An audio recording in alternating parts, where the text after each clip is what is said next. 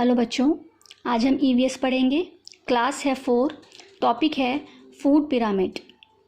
बच्चों, मैं इससे पहले एक वीडियो बना चुकी हूँ जिसमें मैंने आपको फूड के आहार के टाइप्स के बारे में, जो उसकी कैटेगरीज़ है उसके बारे में बताया था कि हमारे आहार में कौन कौन से जो पोषक तत्व हैं वो होने चाहिए। ठीक है, तो कार्बोहाइड्रेट, प्रोटीन्स, फैट्स, विटामिन्स के बारे में मैं आपको बता चुकी हूँ। मैं आपको बता चुकी हूँ कि कौन कौन से विटामिन्स होते हैं, उनकी कमी से कौन कौन सी डेफिशिएंसी डिजीज़ेज़ या बीमारियाँ होती हैं। ठीक है, तो चलो शुरू करते हैं। Food pyramid.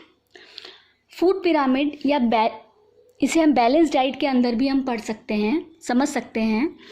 बैलेंस डाइट वो होती है जिसमें हमें सारे पोषक तत्व एक प्रॉपर क्वांटिटी में मिलते हैं। जब हम खाना खाते हैं बच्चों, हमारी थाली में दाल, चावल, रोटी, दही, हरी सब्जी, सलाद, थोड़े से फल, ये सब होना बहुत ज़रूरी है। ठीक है, तभी हमारी बॉडी को सारे पोषक तत्व मिल पाएंगे। इनकी किसी की भी कमी से हमारी शरीर में कोई ना कोई बीमारी हो जाएगी या कोई कमी आ जाती है। तो चलो देखते हैं हमें अपने डाइट में, अपने आहार में कौन सी चीज़ सबसे ज़्यादा लेनी चाहिए और कौन सी चीज़ सबसे कम लेनी चाहिए। इसी के आधार पर ये हमारा फूड पिरामिड बना है। सबसे नीचे वो कैटेगरी है जो हमें सबसे अपने आहार में ज़्यादा लेनी है। ठीक है, उसी की तरह सबसे ऊपर वो है जो अपने आहार में हमें कम मात्रा में लेनी है।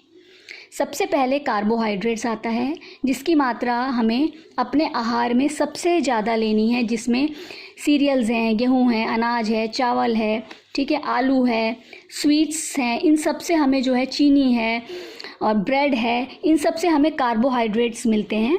तो इनकी मात्रा हमें दिन में ज़्यादा लेनी चाहिए। ठीक है, ईट मोस्ट, सबसे ज़्यादा हमें ये खाना चाहिए। फिर आते हैं विटामिन्स और मिनरल्स में। विटामिन्स और मिनरल्स हमें मिलते हैं वेजिटेबल और फ्रूट से। हर प्रकार की वेजिटेबल से और फ्रूट से हमें कोई ना कोई विटामिन और मिनरल मिलता है। जैसे हरी सब्जियों से आयरन मिलता है जो कि हमारे खून को बनाता है, हीमोग्लोबिन बनाता है। ठीक है, और अलग अलग फलों से अलग अलग तरह के विटामिन्स मिलते हैं। तो इनका भी हमारे आहार में एक बहुत महत्वपूर्ण भूमिका है। विटामिन्स और मिनरल्स की वजह से हमारी बॉडी की जो अंदर एक्टिविटीज़ है उसमें एक बैलेंस बना रहता है। हमारे बॉडी के जो सेल्स हैं, कोशिकाएं हैं, उनके अंदर जो एक्टिविटीज़ हो रही हैं, बायोकेमिकल एक्टिविटीज़ हैं, वो सही चलती रहती हैं। इसके बाद हमें अपनी डाइट में प्रोटीन्स को लेना है।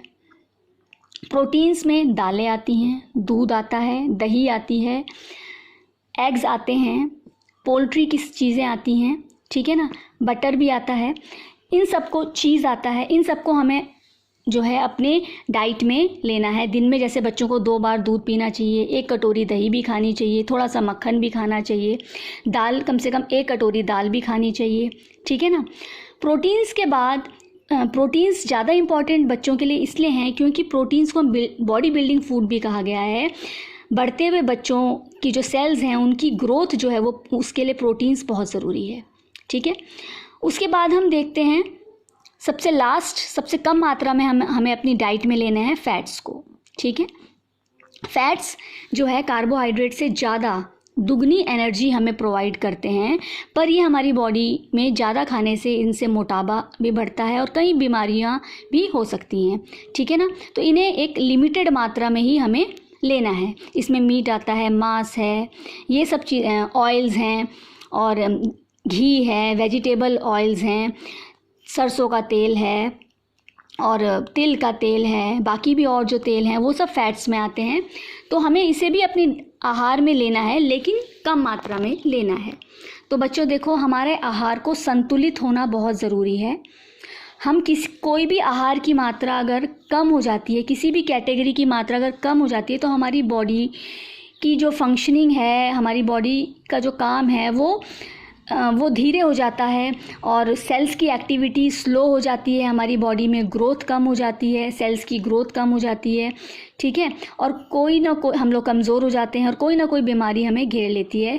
इसलिए हमें नियमित मात्रा में इन सब चीज़ों का सेवन करना है और साथ ही साथ किन चीज़ों का हमें सेवन नहीं करना है। कोल्ड ड्रिंक्स हो गई, ज़्यादा मिठाई हो गई, टॉफ़ी हो गई और बर्गर हो गए, पिज़्ज़ा हो गए, चाउमीन हो गई, इन सब का कम से कम हमें सेवन करना है, क्योंकि ये हमारी बॉडी के लिए, शरीर के लिए बहुत हानिकारक हैं।